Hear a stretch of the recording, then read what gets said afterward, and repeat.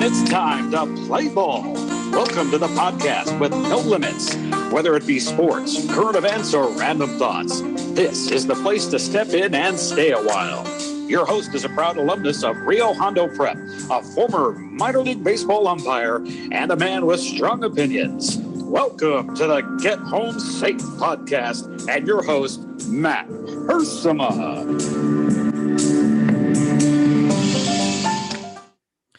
Hey guys, and welcome to another episode of Get Home Safe. It's a Friday edition of the podcast. So we have a guest here on the pod and very excited for today's guest. It's been a long time coming. We're going to talk a lot of football officiating today, and we're talking to the Supervisor of Officials for the SCIAC conference in Southern California, the Southern California Interscholastic Athletic Conference. I think I have that right. I used to work for him, working football back in my officiating days, and he has had a great amount of experience officiating football himself at the Division I level. He also loves baseball, got a little baseball bug later in life. But anyway, let's not waste any more time. Let's bring him right on the program here as I make my adjustments. Guys, it is my privilege today to bring on the program Mr. Vern Sparling. Mr. Vern Sparling. Let's see. There he is. Vern Sparling, welcome to the Get Home Safe podcast. Thank you, Matt. Good to see you. Good to see you, Vern. It's been a long time. I'm trying to remember it was probably when I was working back football for you years ago. But how are you doing? How has this crazy year 2020 treated you? And yeah, it's been a long time.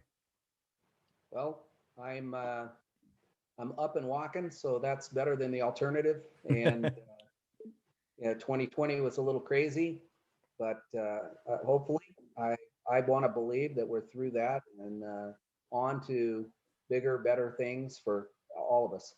Amen to that. Well, Vern, we got a lot to talk about today, mostly regarding football. You have been the Supervisor of Officials for the SCIAC for quite some time, the Southern California Intercollegiate Athletic Conference. It's on the wall there behind you. So you didn't play football this year or in 2020 or the spring of 2021. So take me through kind of off the bat here, how difficult that has been for you and your staff, your officials who definitely have wanted to get on the field, but haven't had the chance to.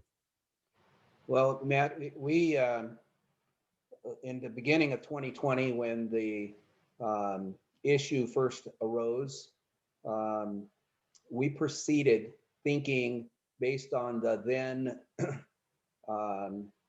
information that we had.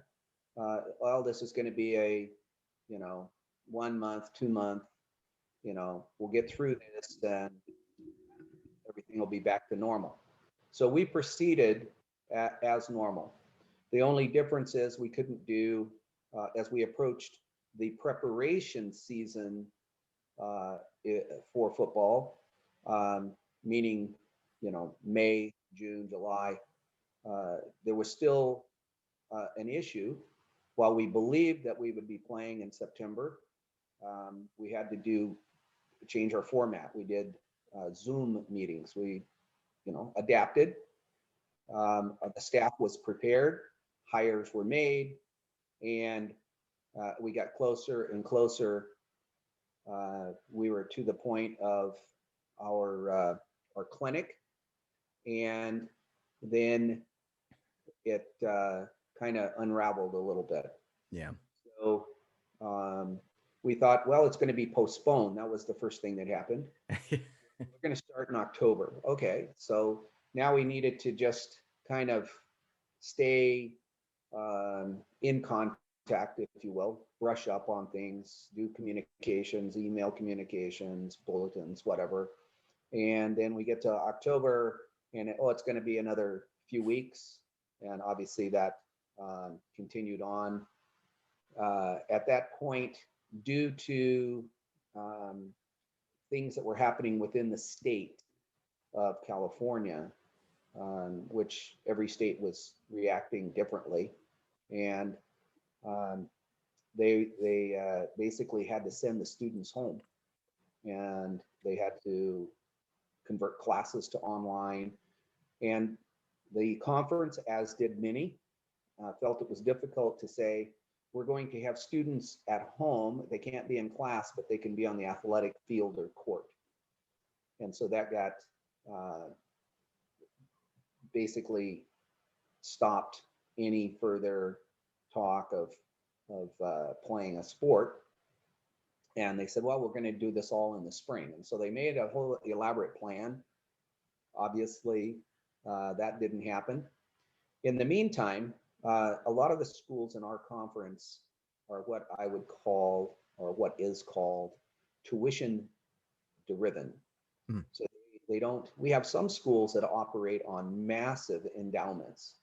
I mean, an endowment that they can stay in the education business with or without students for a long, long time. But some of the universities needed students in the seat. And when you have, you're faced with the fact that, well, I'm not going to go to class. Some people chose not to, students chose not to enroll, to pay for the tuition of being in class when in fact they were going to do it online.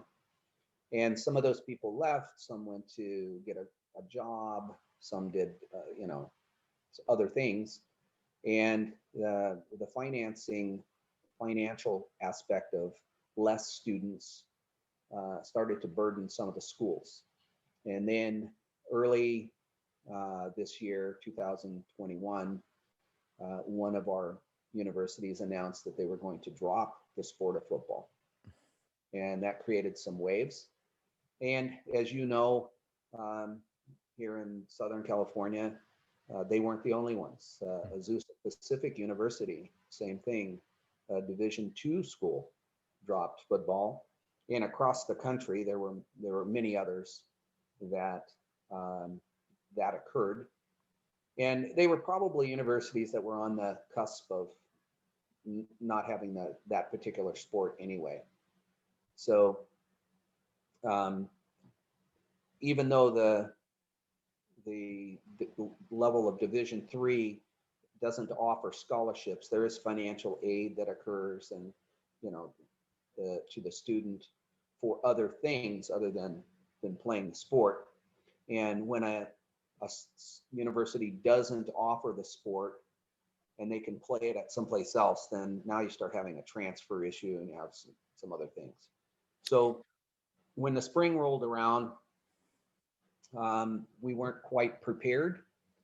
And then we had issues where throughout the conference, the regulations weren't the same. So there was no parity, because we have schools in Ventura County, Los Angeles County, Riverside County, and Orange County. And each of those counties then had started enacting or relaxing regulations. And so now some teams could practice and some couldn't. So in fact, we had one, they were going to do a spring game. They conceded with, you can have additional time of practice because there's no season. And two teams scheduled to play a scrimmage, a game, if you will. And they were in different counties, and to get to each other, they had to cross another county, and there was some issue with that county they had to cross. Not letting people drive on buses, from one location to another, and that created a problem. So they just finally threw up their hands and said, okay, gear up, and we're going to go in September. And that's basically where we're at this point. So. Well, a lot to unpack there. I mean, for those that don't know, the SCIAC, the conference Vern is a supervisor of officials for, it's been around a long time. It's a bunch of small private universities here in Southern California. There's eight of them that used to play football. Caltech is another university in the conference that plays other sports other than football. But when you took over, Vern, it was, let's see here, Cal Lutheran, Occidental, Whittier, Laverne, Pomona Pitzer, Claremont College, Redlands, and Chapman. Is that correct? Yes. Okay, so those were the 8 schools that were playing football. So that gives an idea of people here in Southern California as to where those schools are located. And, you know, you've been the assigner a long time now, and I was privileged to work for you. And one thing I'll say that with Division III college football, it is not quite the talent you see in community college football.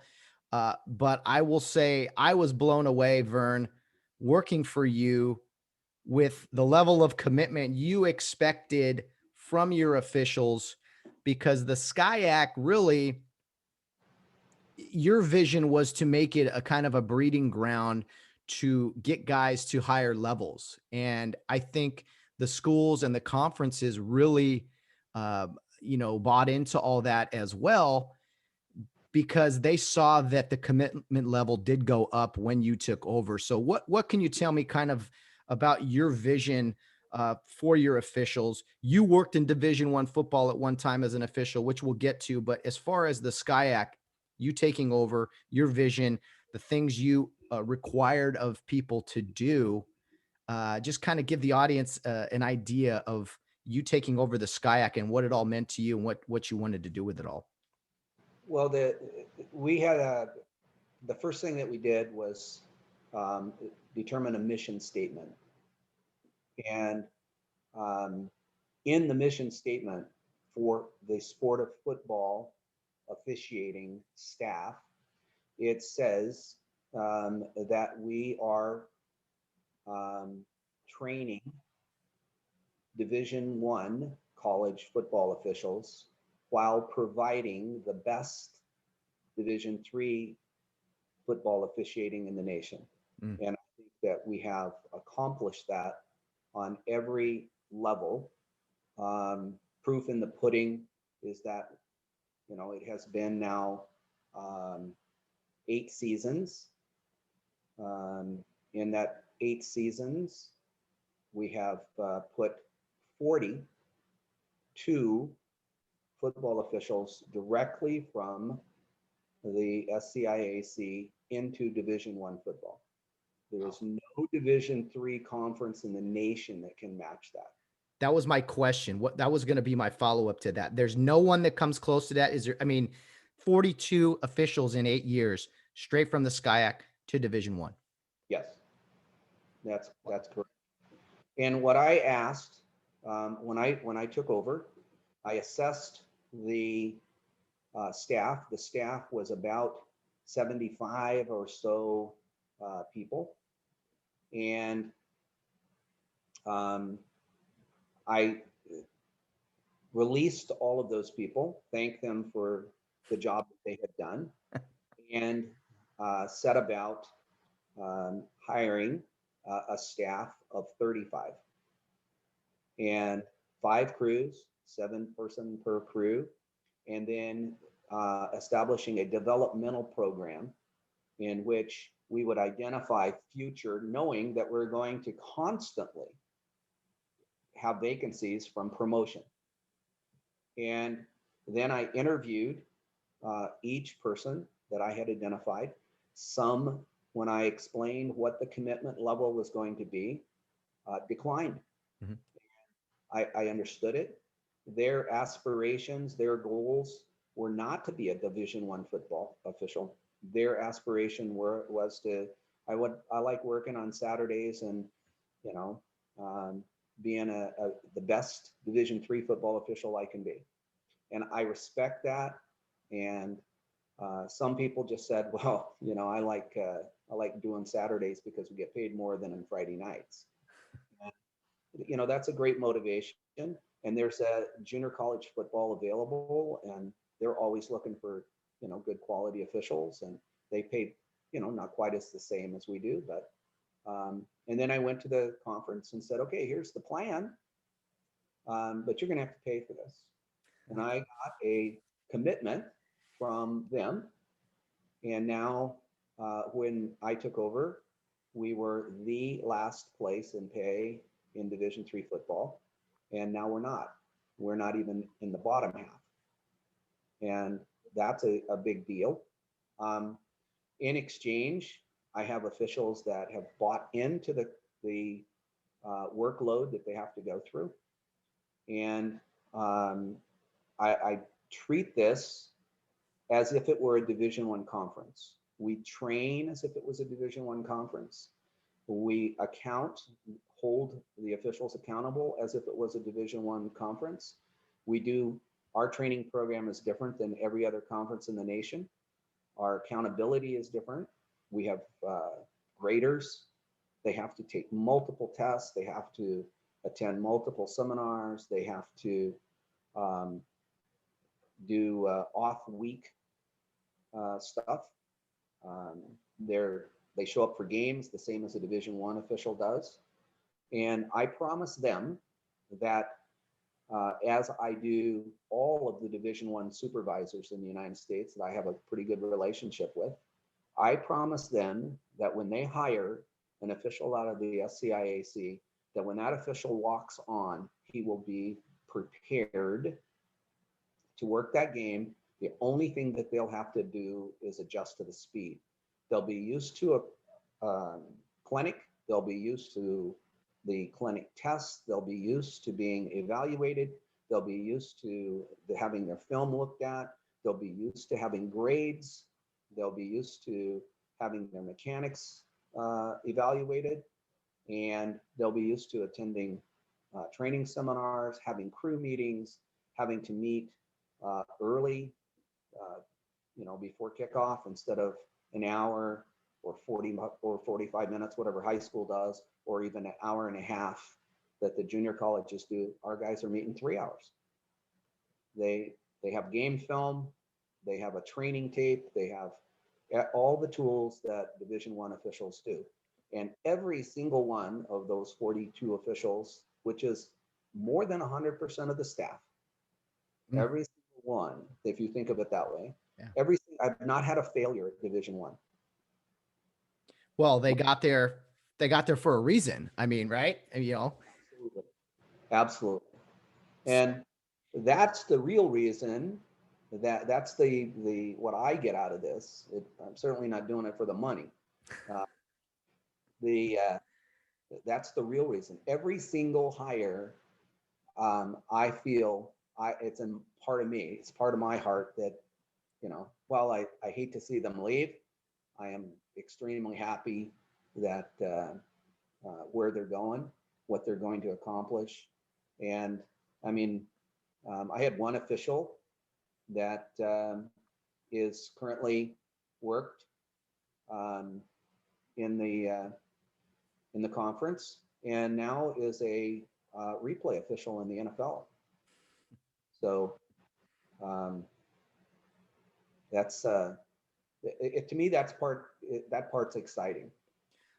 Oh yeah. Oh, and I got to ask you, Vern, because I'm sure when you took over and your vision and everything, you kind of touched on it, but weren't there people? There had to be people that, were like, I mean, Vern, come on, it's Division III football. Let's just let guy go out and work. I mean, guys aren't going to be getting to the next level from here. I mean, let's just call it what it is. Let's just call this, small college football where guys can work. I mean, there's no Division II in California or Southern California, to my knowledge. It's just Division III. Let guys go out. Was there ever a thought that maybe you were biting off more than you could chew, or that maybe you should just kind of treat it as it had been treated before? Or were you just motivated the whole time to be like, no, this is my vision. I want the best. I want guys that are hungry and striving to get to the next level? I did face criticism.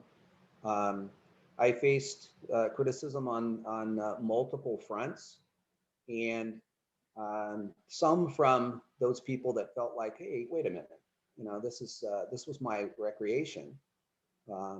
I wasn't looking for somebody that wanted recreation. I was looking for someone that wanted an advocation and that was willing to put whatever effort was necessary to become the best that they could be. while I can never, ever guarantee anybody that they're going to get hired by any place, what I can do is guarantee them that they'll be prepared if they get that call. And I can teach them what to do, what not to do on and off the field, and not to make mistakes. The other point that I reached is that while prior to my becoming the supervisor, I worked for 5 years under the tutelage of Jack O'Kane, who was the previous supervisor for 20 years. Now, his philosophy and mine didn't necessarily match. He was the boss. I did what he wanted. And I made, a lot of notes of, gee, I'd like to do it this way. I think it's better if we did this way. And a lot of things that did occur during that period, that 5-year period, were things that I approached him about, from things like working in crews instead of just every week you're working with a group of different guys. And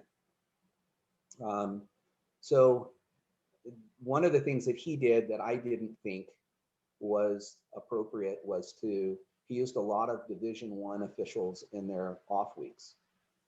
And the coaches didn't particularly care for that. They at first, oh, hey, we're getting a Division I guy. And then it turned out that didn't work out too well for, various reasons.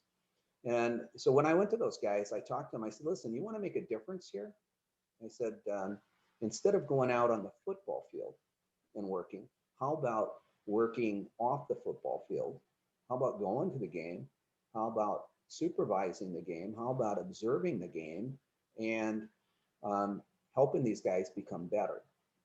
I said, you're going to get a lot more reward, because a guy that, works the Civil War, Oregon State, or the Stanford Cal game, or UCLA, USC, what is he getting out of working, Pomona and Whittier on Saturday that he's on?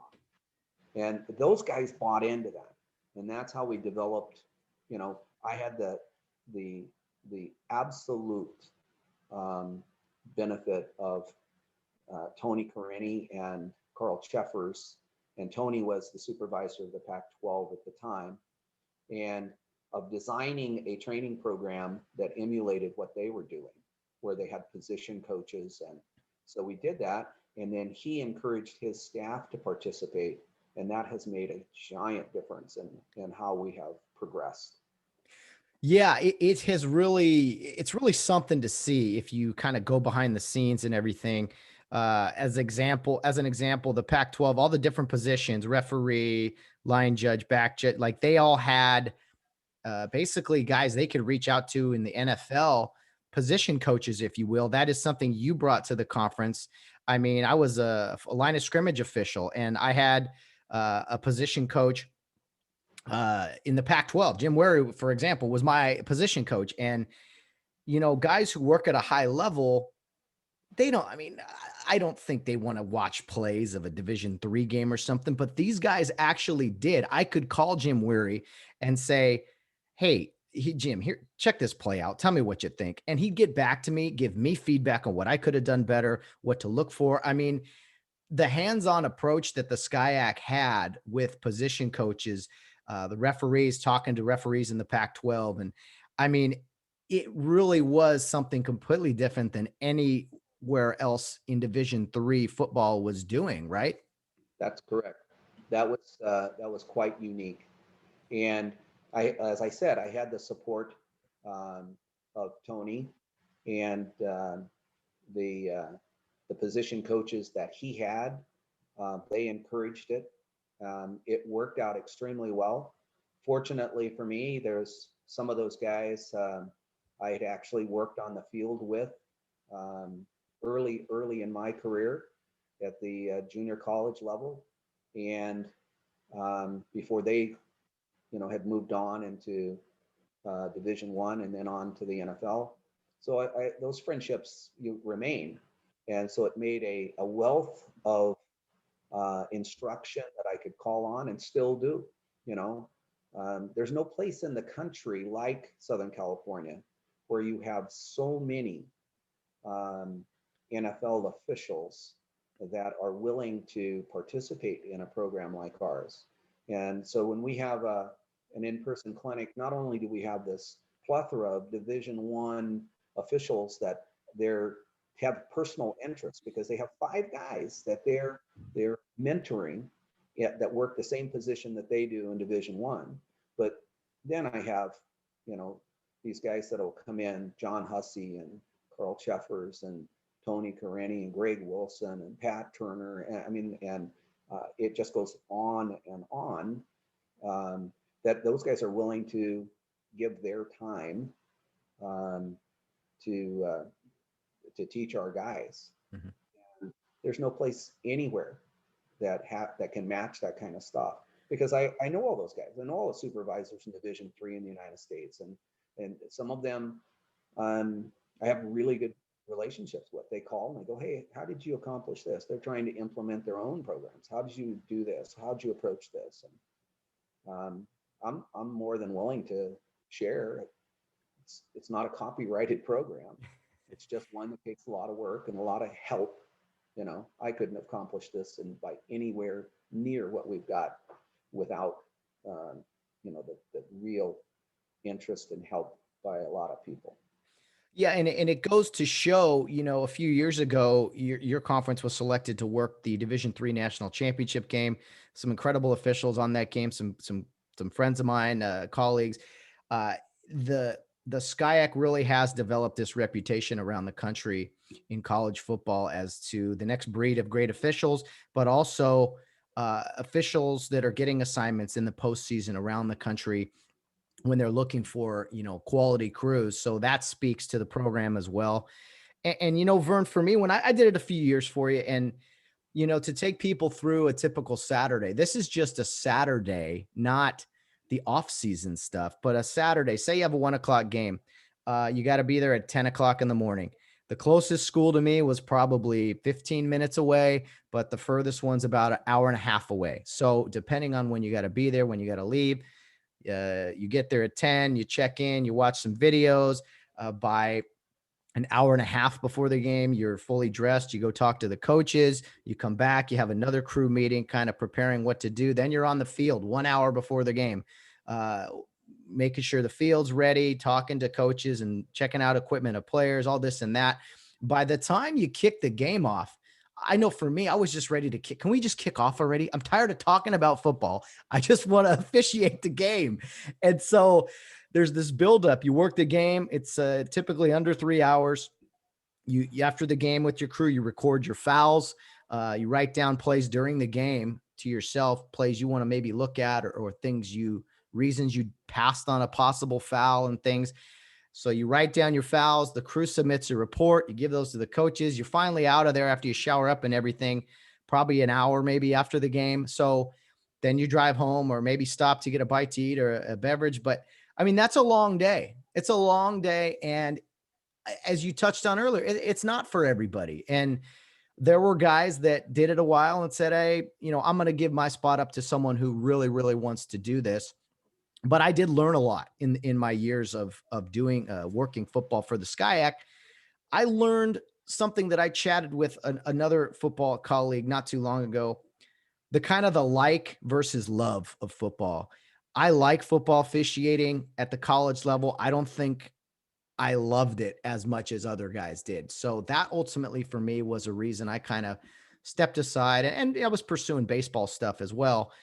But the amount of work that goes into the off season, talking about football, watching plays. Football is a 1 day a week sport during the season, but there really is no off season anymore. It's just constantly training and talking. And so it wasn't for everyone. I applaud you and the staff though, for all the work that goes in, because the proof of it working is definitely out there with the assignments and everything. So I don't know if I have a question there or anything, Vern, but just kind of, in reaction to all that. Just to, bring you up to date since you left, we've worked another national championship. Oh, And We've also had a season where we worked 2 crews, and we only have 5 crews. We've sent 2 crews at the same time out. And so we're working multiple games. But you mentioned showing up early and watching a little film. You forgot the weekly test. Yes. There you go. Sweating every week. Just like, I don't know the answers. So weekly test, and then reviewing the training film.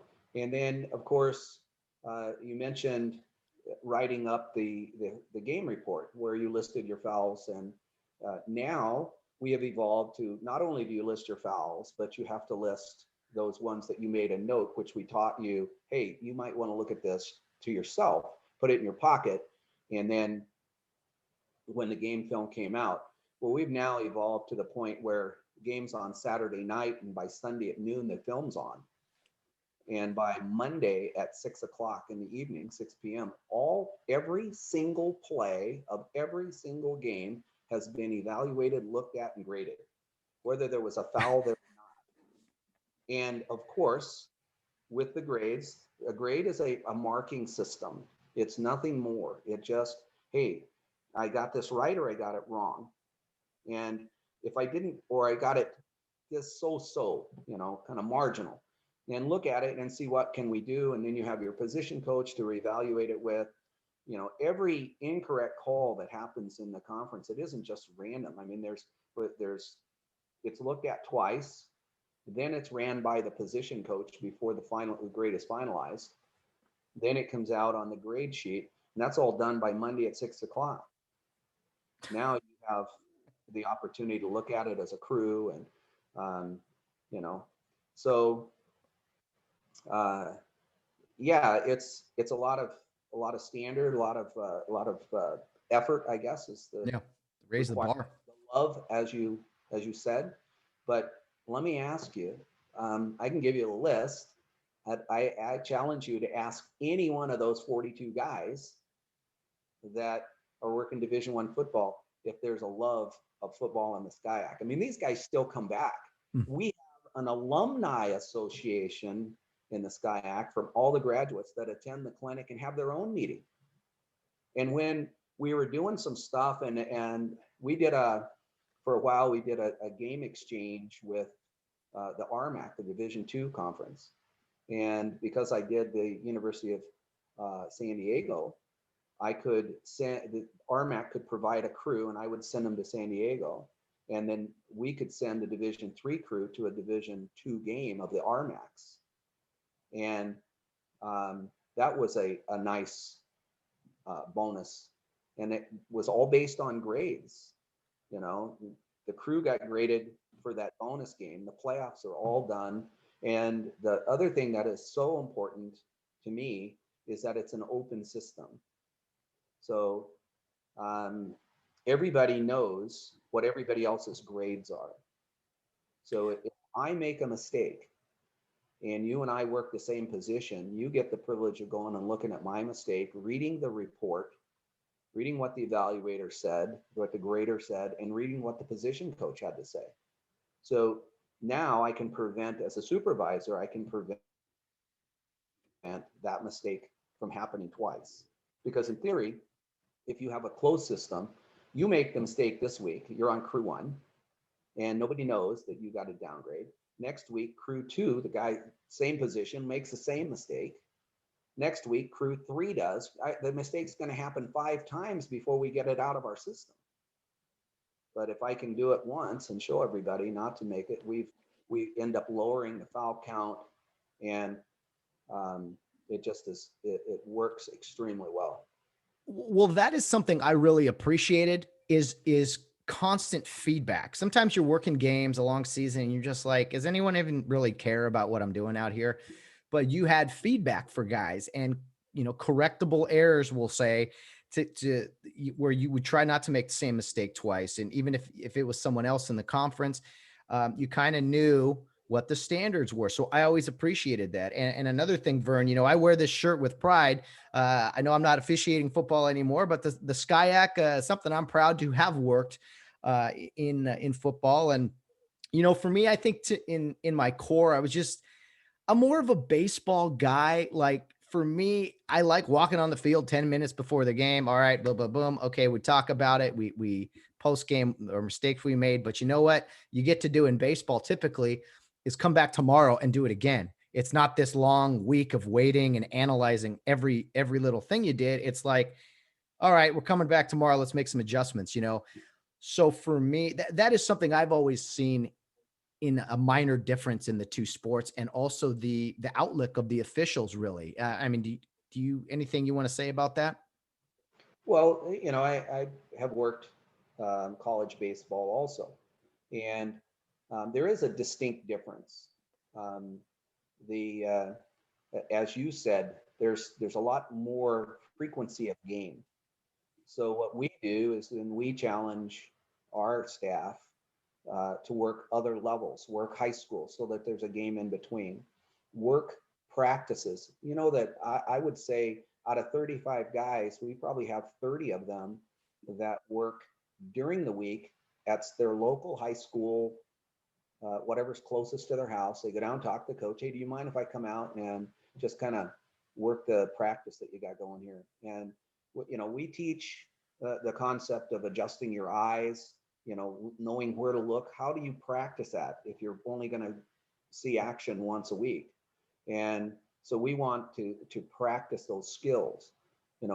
We use a lot of materials that we go outside the parameter of football, in which we try to incorporate. Uh, it isn't about so much throwing the flag. It isn't so much about um, really getting into the right position. Those are things that are conditioned, that you can learn, and that's pretty easy to execute. But it's the skill set. How do I teach judgment? How do I teach concentration? How do I teach reaction? And those are all things that um, we try to improve the skill of our officials. And you remember, I actually came to you as a Division I baseball umpire and said, hey, at one of our meetings, I wanted to talk about the principle in college baseball of read and react.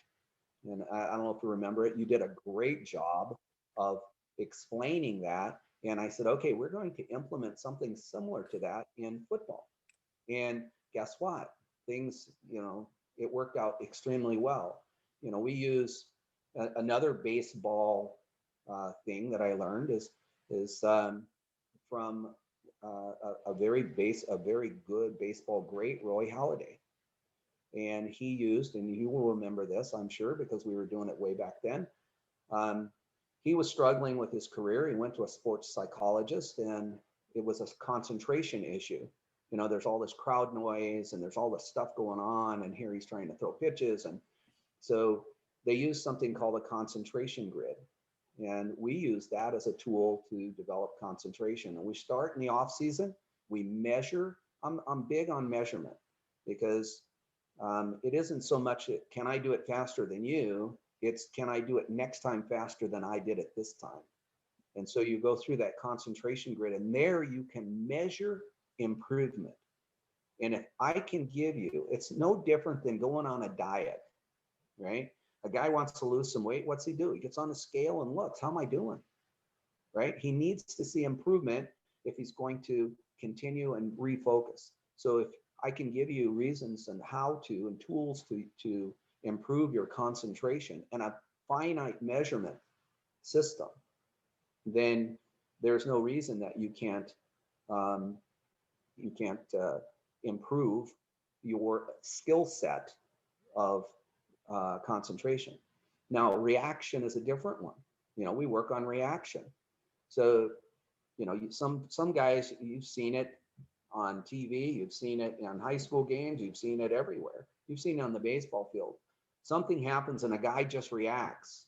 There's a close play at the plate, and the umpire quickly gives a safe signal. And then he looks, and here's or an out signal, and there's the ball rolling around over there against the backstop. And now he's like, oh, shoot. Probably doesn't say shoot, but now he's giving a big safe signal, right? Mhm. Well, if you'd have just taken a moment, that pause, that we talk about pause, read, and react, right? So if he'd have just taken that moment, and he would have noticed the ball's over there and wouldn't have that problem. So what we used um, to measure your reaction, something that I picked up when my middle son, Sean, was going to driving school so that he'd get his driver's license while he's in high school.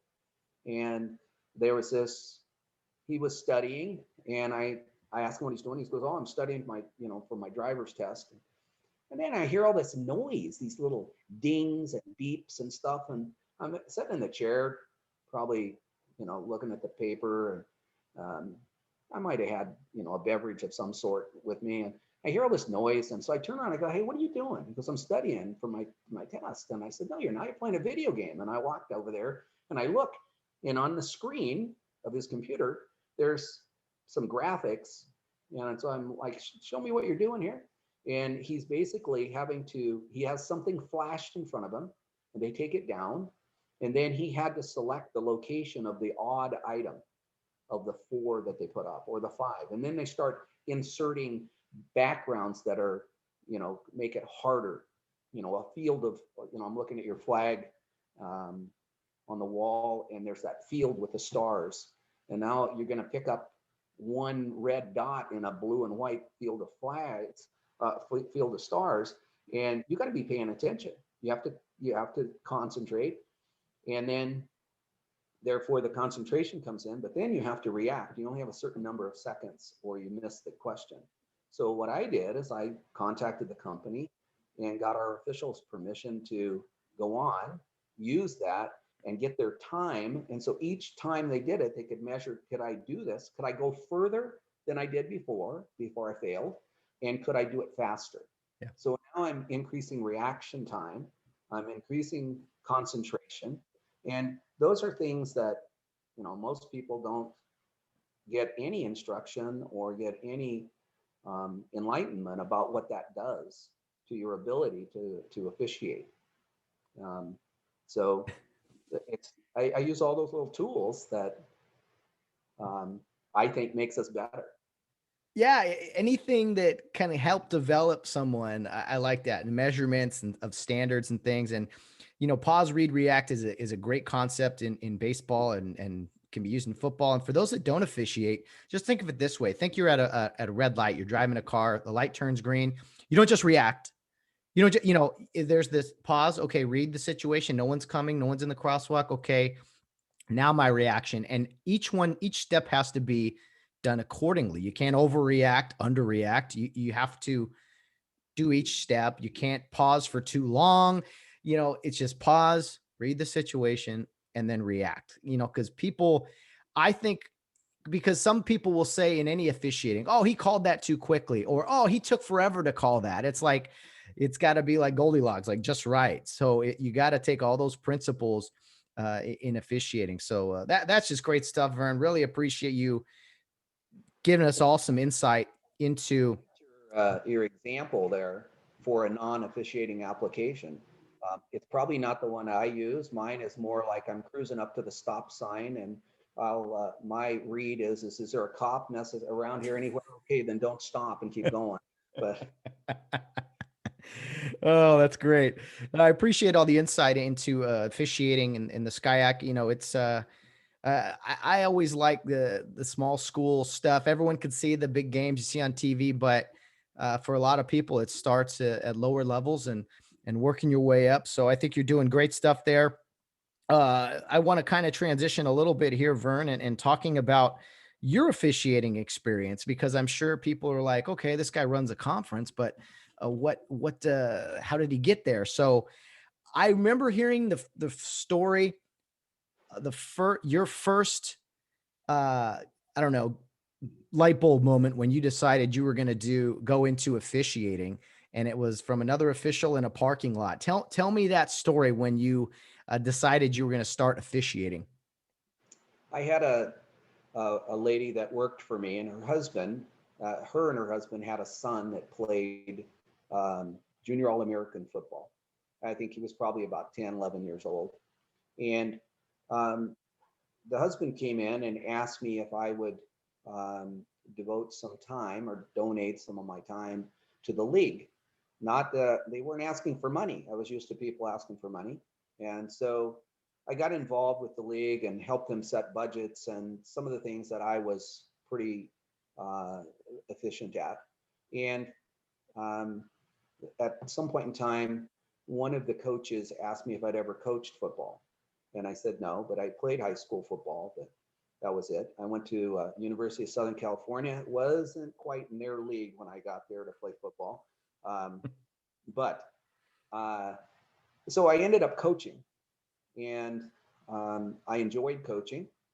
And then after a couple of years, I became the head coach, and it's quite a developed program, and it was back then. And um, so there was a particular game, and there was an official. Um, the play situation was there was a blocked punt, and the punt went beyond the line of scrimmage, and our guy recovered it, but we did not make the line to gain, so we didn't get to the first down marker. But it was a loose ball that went beyond the line, and so I was convinced that that was a first down for us. And this official said, no, it's the other team's first down because we didn't get the line to gain, and that was fourth down. And we kind of had words, and he afterwards he waited around and finished my little post game stuff I had to do with the team, and we're getting ready to leave. And he approached me and he says, hey, so you kind of thought I screwed that up? And I said, well, now that you brought it up, yes. So he says he challenged me. He says, as officials, we have to go to meetings and learn about how to officiate this and that. And he gave me the location of their meeting. It was at West Covina High School, and he goes, we meet on Tuesdays at 6:00, and I'd like to have you come over and just see what we do, so maybe you'd have a better understanding. And so I went. He was waiting for me, and big smile, and introduced himself again, and introduced me to some people, and goes, we're going to have you go in a classroom as soon as we break out the classrooms. And I go, okay. So I go in there, and it's the first year class, where all the brand new guys come in. And of course, you have to take a test. Every class, you have to take a test. So I take this test, and there's a saying that on a true false test, that if you gave it to a monkey, he could get 50%. And in that particular instance, he would have beat me. And so I was not pleased at all with that. And so I didn't know who this guy was, but turns out he was one of the leaders of the association and was a Division I college football official at that time. And he went and worked these junior All-American games on Sundays, because they played on Sundays, and sometimes on Saturdays, depending on when his game was, for free. It wasn't, he just loved the association, loved the game, and there was lots of new guys that he could, in the association, were out working, and he could help them. And so he came up to me and asked me how I did on the test. And I said, well, it wasn't as good as I'd like to have. And I've been thinking about this, to myself. And I'm thinking, well, maybe if I learned the rules better, or at all at that point, I could become a better coach. And so I asked him, I said, so would it be okay if I came back? Oh, absolutely. Welcome me with open arms. And for the rest of the season, I went to these classes. At the end of the season, he asked me if I'd like to work a scrimmage. And I was like, no. He goes, well, you've been to all the classes, you're qualified. It's a, Saturday, they call them freshman reserve games, And so I went, and he goes, I said, well, I don't have a uniform. He goes, don't worry, wear your coach's shorts, and we'll get you a shirt. He goes, bring your coach's whistle, and we'll get you a flag, and you're going to go out there and, and I did it. And that was it. That was the first time. And that was the last football game I ever coached was after that. I never came back. And I didn't know who he was until now. The next year, then in the summer, he invited me to come to his house. I lived in Whittier and he lived in Hacienda Heights. And he says, why don't you come over and, study with us? And we're studying the high school rules. And I met some other guys there. And he, that's how I got involved. And then I started working games. And over the years, I progressed. And I had the absolute privilege of working his last Division I football game. We worked on the same crew together, and I worked the last game. So he got me started, and I got to work, over the course of time, I got to work many games with him at the high school level, at the junior college level, even at the Division I level, because he was in the Big West at the time. And that was the first conference I ever worked in. And that year, I got to work a game with him. And so it was quite a, circle of life, I guess you would call it. Oh yeah, that's a great story. And he was still around as the instructional chairman for the Foothill Citrus unit for quite some time. So a guy that just loved to give to people. And that is something I've seen in football more than any other sport of the three that I've done. Football guys, there is this concept of giving back that is unlike the other. Some other sports try to do it, and baseball guys or basketball, but it's just not the same. Football really is about bringing people with you and bringing people along, sometimes forcing them to that meeting even. And to your point, Vern, about the testing, I would say most people probably have that experience where I know football. I played football. I watch football on Sundays. I know the rules. I know them close enough. And you take that test and you're like, wait, who's B? Who's A? Wait, what is this?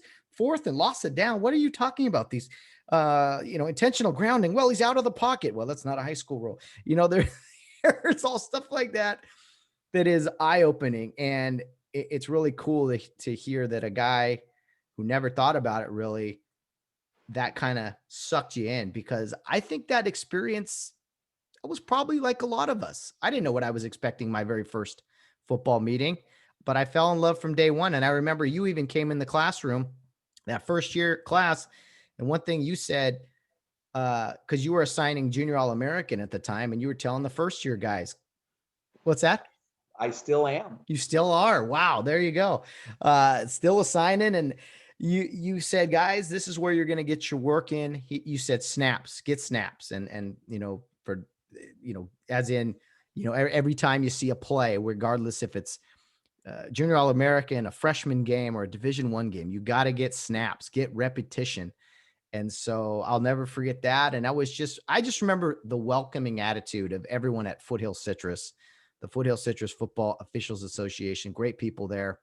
And you want to talk about success? People out of that unit have really done great things at various levels. You mentioned the test in the SCIAC. They have to take tests not just weekly, but just to get a schedule, they have to take 3 tests, and there's a combined score from the 3.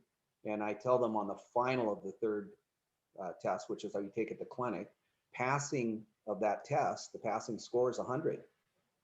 And my deal with them is, with the staff, as you know, is that if you get less than 100, let's say you get a 95, that's a pretty good score.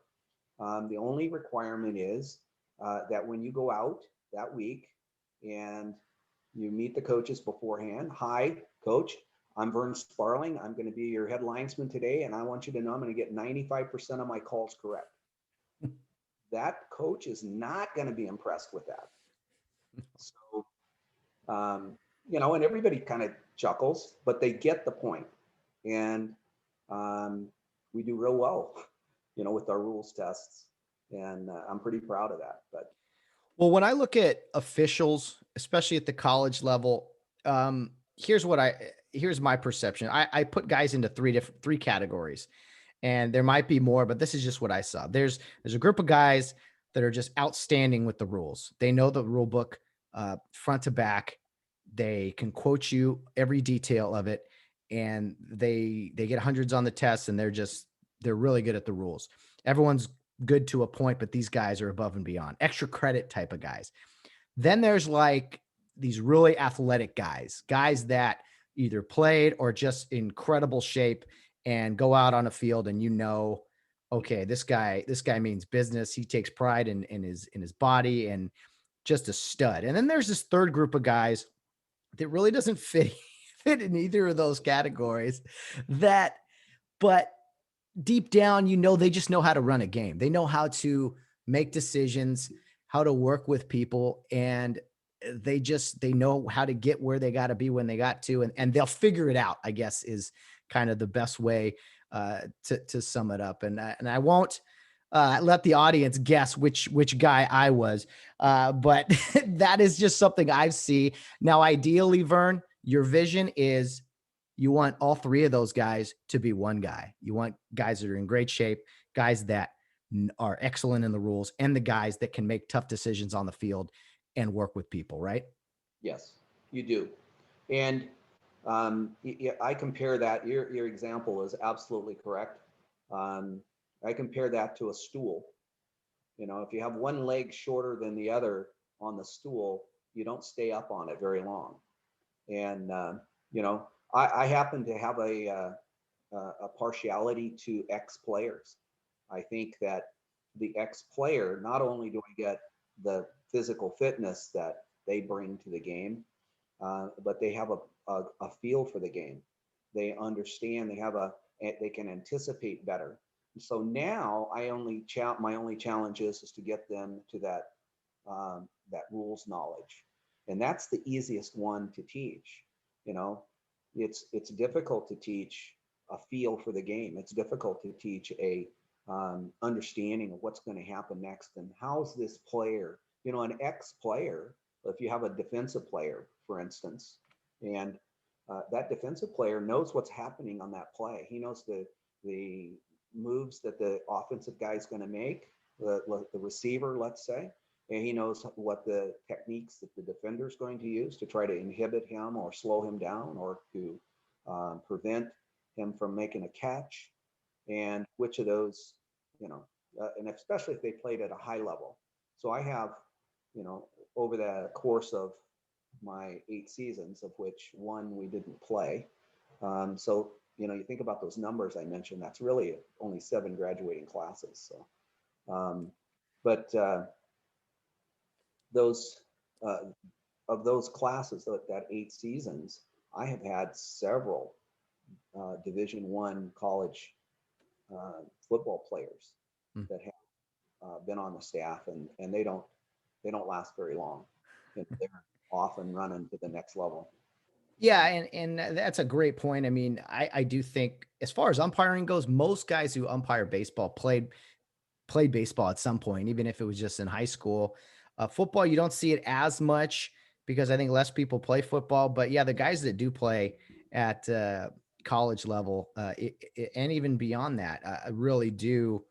I think they fit right in. I think, and they understand that they have to look at the game differently than they were when they were playing. Now that they're an official, so that whole concept is really cool. And yeah, we do need more ex players in officiating as soon as they're done playing, at a young age, and guys that can just develop and be around a long time. So I really wish more players in all sports jumped into officiating almost immediately.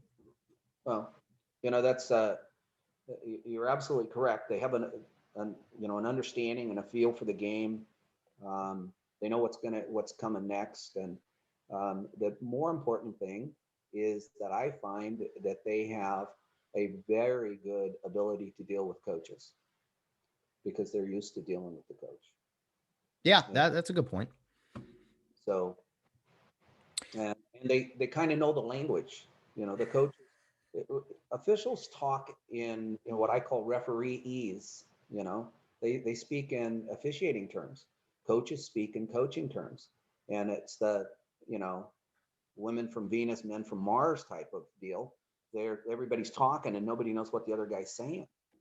And you got to translate. you got to translate the two languages. And that's a good point. You need to be able to, as an official, you need to be able to speak as an official and also a non-official in your explanations of things.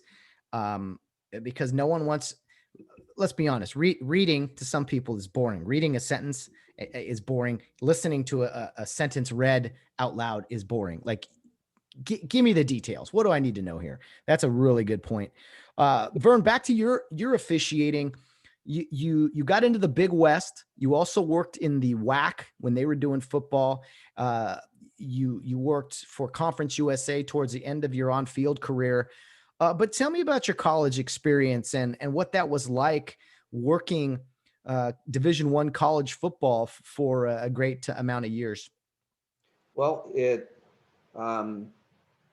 when you get the first assignment, the first year, it's just, the most exciting thing that you can imagine. It's a new frontier. It's a new, challenge.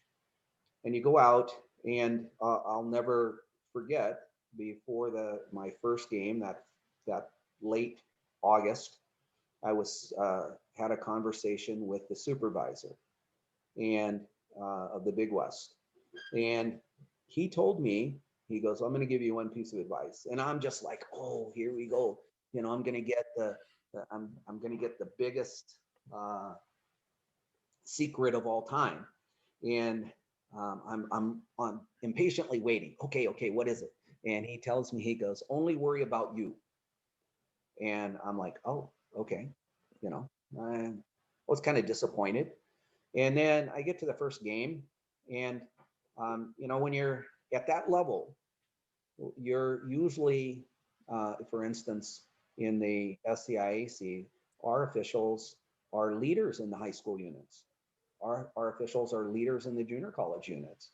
They're doing instruction a lot of times in the various meetings and groups that they go to. And so that kind of means that they're kind of more advanced, I'll just call it that, than the average, right? But at least they better be if they're working in the SCIAC. But you have a tendency, and I noticed this in baseball, I noticed this in football. If somebody's new and you're working with them at a game, regardless of the level, and they make a mistake, or to keep them from making a mistake, the veteran guy has a tendency to over officiate. He is trying to make sure that guy doesn't make a mistake and cause a big ruckus at the game and whatever. And so he starts pretty soon. He starts taking care of that guy's position as well as his own. And you can't really do that well, because now you've given up something trying to help that guy. And so you're not going to look as good as you could. But what he meant by that is, when I got there, I found out that, geez, all these guys were really, really good. And I didn't need to worry about what they were doing. In fact, I needed to worry a lot more about what I was doing, because I'm now the little fish in the big pond. And so it was a big transition. And then the second year and the third year, you just kind of become more and more comfortable. And then pretty soon, we use the term cruise control. You walked out, you're opening kickoff, and it's just it didn't matter if it's a bowl game. It didn't matter if it's a playoff game or a conference championship game. It's just another football game. They're going to kick the ball. They're going to throw the ball. They're going to run the ball, and it's still the same. And so when the Big West folded, or they dropped football, they went the way of the schools got together and said, "Hey, we don't want to pay for travel. We're going to be a non-football conference," kind of like what the Big East did a few years ago. Then I got hired in the Western Athletic Conference, in the WAC, and that was a great experience for 10 years or 11 years I was in there. At one point in time, for 2 years, we did shared games. So the crews were mixed from 3 conferences: the Mountain West, then the WAC, and Conference USA. And then So on our crew, we had guys from all three conferences mixed together. So you had to learn to work with those other people. That was a real beneficial thing, I thought. And you went to places that you had never been before, and they were going to your schools, which they'd never been before. And so that worked really well. And then when the WAC stopped playing football, and I went to the Sun Belt Conference and worked, and then realized at that point, after all those years, that it wasn't as exciting to get on that airplane every week as it was in the very first few years, you know. Definitely. What were some of the favorite memories you had officiating college football? Maybe certain venues, maybe crazy games, weird plays, anything like that that kind of stick out to you from your officiating days in college? I got to work all three of the service academies, Oh, that's awesome. and I will forever remember the pregame portion where the cadets walk by, they salute you as you're standing outside the locker room. When the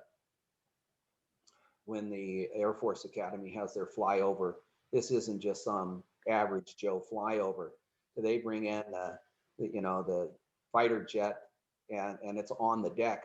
You're kind of ducking because you're thinking it's going to hit the stadium. And when they get right over the top of you, they turn it perfectly vertical and almost stall it, and they hit the afterburners, and then you smell the diesel fuel, and that's a memory you just can't, give up. And so those were great games, and it was the venue. It wasn't necessarily the game itself. I got to work some great football players that were very, ultimately in their career became great NFL players, and those were always exciting. But the thing that was probably the most was the friends that I made. The crews that I was on, they were just family. you know. I went to their weddings. I went to, we would spend time together on vacations and in the off season, and just because you liked being around those people. And um, I was fortunate. I get to work on some great crews. My time in the WAC, I went to Hawaii twice a year, and for I think we went 10 straight years. For 10 years, I spent Thanksgiving in Hawaii. It was a great experience. That's And outstanding. so, So, okay, I got to ask this, and you could I'll give you either option here, because I know some things you don't always want to necessarily share. As far as coaches, uh, who were some really great guys at the Division I level that stand out that you remember working for, or who were some guys that were kind of a handful, would kind of get after you a little bit? You don't have to go into specifics if you don't want, but who were either great guys to work for or guys that, you were working hard for 3.5 hours, or we always work hard, but they were on your back a little bit. um, I believe, and I try to teach our officials that it's up to you what kind of relationship you're going to have with a coach. Now, some guys will make it harder for you to have a relationship with them because they look at you as an adversary, a necessary evil. I always tried to explain to them, we're a resource to help you become a better coach. We're here to give you information to let you make a decision. We're not the decision makers, you are. It's your game. But we're here to help you with certain things. When replay came in, because when I first started, we didn't have instant replay. When replay came in, I would always want to tell the coach on the sideline. I always wanted to be the communicator, whether I was the deep official or the line of scrimmage official. And I wanted to explain, what the options were. I always told the coach, hey, as we're approaching certain time within a game, the rules change. As we get to the last 2 minutes of a half, the rules are different. Timing rules are different. Certain things can happen. There are penalties that you can get for getting a foul, and we're going to take time off the clock, at certain periods of time in the game. And so you want to keep giving them information. And if you become something that they need, they don't get on you anymore. It's a business deal here. It's like the CEO calling in the vice president and going, hey, what's happening over here in this area that you're in charge of, right? And when that happens, you're not going to have really any trouble with that coach whatsoever. And I was very, very lucky to have that. As far as the coach's relationship, I always measured my admiration was how he treated his players. What was his interaction like? A guy that I thought was a really, really tremendous coach was Chris Peterson at Boise.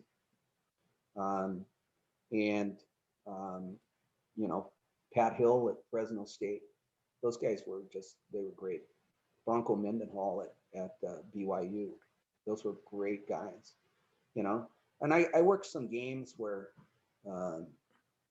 in other conferences, and that, they weren't necessarily all that great.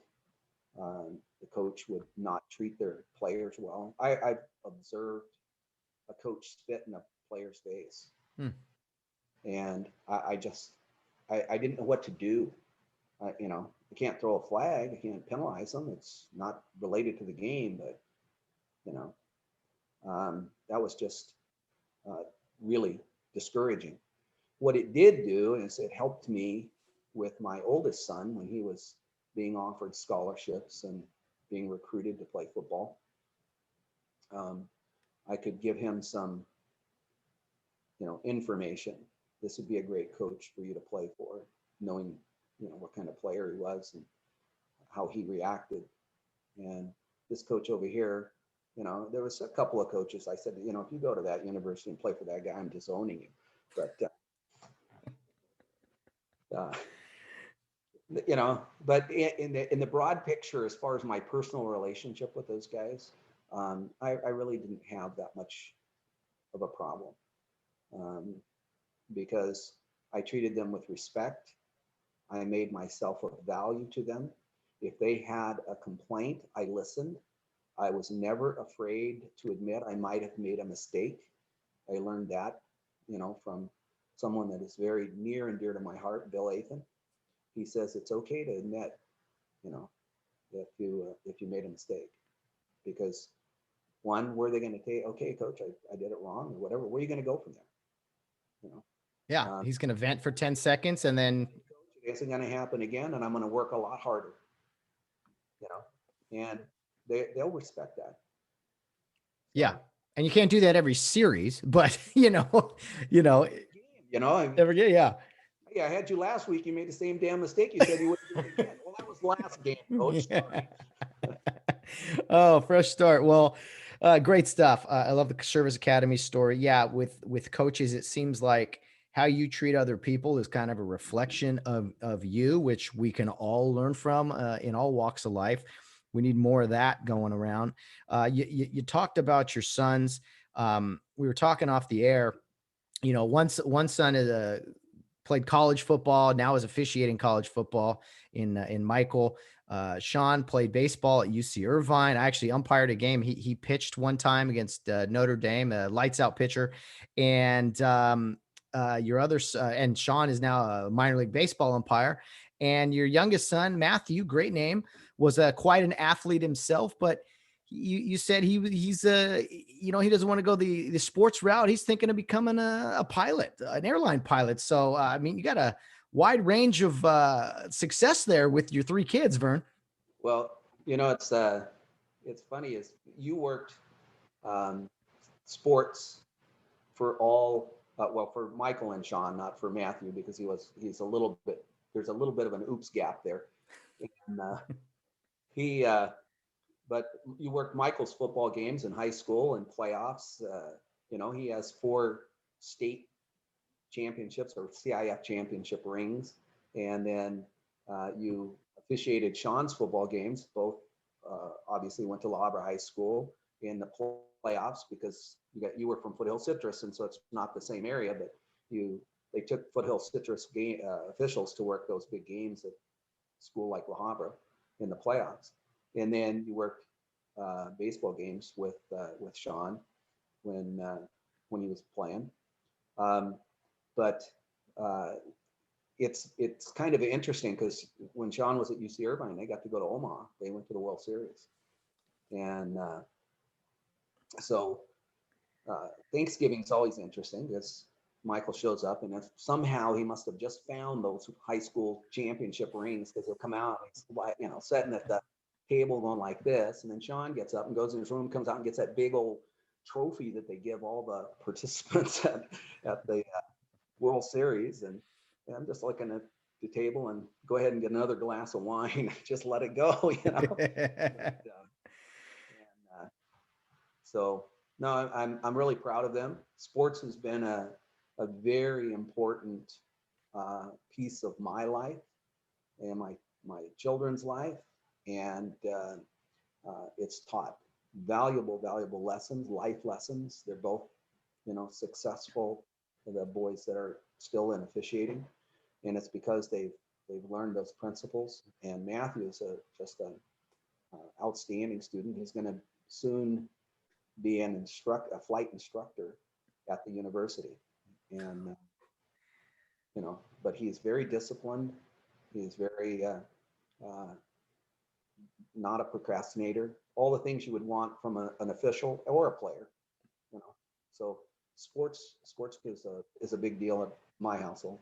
Oh yeah, we need sports. It teaches so many lessons. It teaches how to deal with disappointment, how to adversity. There's just so many lessons. We could go through an entire show regarding that. But real quick, Vern, about Omaha, what was that experience? I mean, you're a lifelong football guy, and you've officiated baseball. We talked about too, but to go to the College World Series, I had the opportunity to go as a fan and watch after I graduated college, and I was blown away. I think it's the coolest sporting event.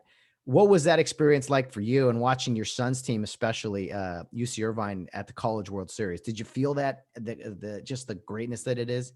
So Matt, in my football career, I had the privilege of being selected to work 4 bowl games, big bowl games, and that was always electric. It was always exciting, and you're there for days before, and you see what's going on, and the family's there. And when I went to Omaha, and I took Matt, the youngest, it was more exciting, more electric, more fun than any of those other big games in the regular season. Working at Nebraska with 110,000 people screaming, or a big bowl game or anything else. That it was something that was just unbelievable. And for anybody that has any knowledge, not a big fan, just knowledge, and can watch a baseball game, and it's okay, and as long as you don't hate the sport, that needs to be a bucket list item. It needs to be, because there's nothing like it ever. Yeah, College World Series is just, man. I got to go back sometime, and yeah, for those who have not, got to check it out. Vern, as we kind of wrap it up here, there's something I want to bring up that, at least when I was officiating, I doubt it's changed, but you always ended our clinic and our meeting the same way, with 3 words that I think were simple, to the point, and I've carried it with me, throughout life and everything. But you always had a slideshow or something, and then you'd put at the end, faith, family, football. And your big point with all that was always make sure they're in the right order. And that always hit me hard. And I was like, man, I'm ready to go. I'm ready to go at life. So where did you get that? And is it still something you guys, you promote with your conference? Absolutely something that we, to this day, every meeting, every training session, every clinic, every scrimmage, every time that I'm with those guys, I always want to remind them, because if it gets out of order, it does more than just affect the, you know, that one item that's out of order. It affects your entire life. You can't be a good sports official if you don't have your family first in front of that, and you're not going to be a good leader of your family if you don't have God in front of that. You know, so um, it is a that doesn't mean that your football isn't important, or baseball, or anything else. You know, but it needs to go. Um, if you don't have it in that order, it's going to be an unhappy life. Well, amen to that, Vern. Couldn't have said it better myself. And yeah, that's just a look inside to the SCIAC football officials, the leader that you are, and yeah, just your football kind of journey. It's been great talking to you, catching up. It's been far too long. And I think the last time I saw you, you were probably in the stands when I was umpiring Sean's game or something or other. But it's been too long, and I really appreciate you coming on here and chatting with me today. I really appreciate it. I have enjoyed uh, catching up with you, and I look forward to seeing you maybe one of these days, if you can get off work and come to a football game. Maybe we could watch together, and I'm more than willing to look at your perspective and let you do some evaluating. So because you know what's expected of those guys, so that hasn't changed. I appreciate that more than you know. I'm honored to hear that that take there. So thanks again, Vern. This will be out probably next Friday. I'll keep you updated on everything. But again, this was a great conversation, and yes, look forward to seeing you. All right, thanks, Matt. Talk to you later, Vern. See you soon. Bye. Well, guys, what a episode that was. I really enjoyed talking with Vern Sparling. Just a blast. And I'm ready for some football. Man, I know it's only late May or June even here, but man, a lot of fun. Vern Sparling, great guy. Thanks again. I've learned a lot from him. And yeah, he does great work for officials and everything. So guys, thanks for joining us today. Have a great rest of your weekend. We're still constantly looking for more guests out there. So if you have any ideas or know someone who wouldn't mind coming on the program, by all means, send them my way. Let me know and we'll try to put it together. But so we can continue to have Friday conversations like these on the Get Home Safe podcast. You know all the information. We'll repeat all of it here soon with our social media platforms and our ways to contact the podcast. But yeah, if you want to leave a voice message, that's always great, an option. So look in the episode notes there, and we hope to hear from you guys soon out there with your topics, guest suggestions, content suggestions, whatever the case may be. Guys, enjoy the rest of the weekend. And as always, no matter what you're doing, whether you're out on the town or rounding third base, get home safe.